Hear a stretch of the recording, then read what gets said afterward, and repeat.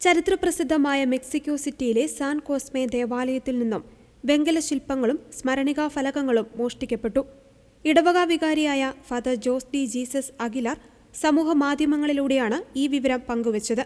പള്ളിയുടെ മുൻവശത്തെ ഗേറ്റിന്റെ പൂട്ട് തകർത്ത് അകത്ത് കയറിയ മോഷ്ടാക്കൾ ഏകദേശം 8 ലക്ഷം രൂപ വില വരുന്ന 3 വലിയ വെങ്കല ശില്പങ്ങളും നിരവധി മെറ്റൽ പ്ലേറ്റുകളുമാണ് കവർന്നത്.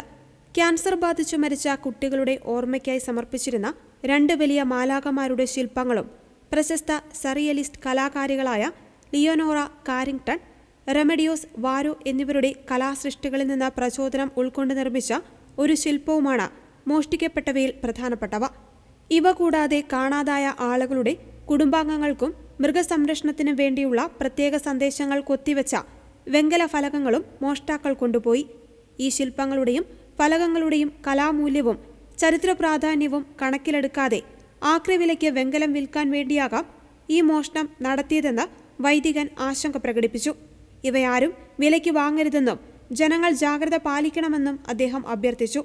പള്ളിയിലെ CCTV ദൃശ്യങ്ങൾ പരിശോധിച്ച ശേഷം പോലീസ് അന്വേഷണം ഊർജിതമാക്കുകയും സംഭവവുമായി ബന്ധപ്പെട്ട് 26 വയസ്സുകാരനായ ഒരു പ്രതിയെ അറസ്റ്റ് ചെയ്യുകയും ചെയ്തു.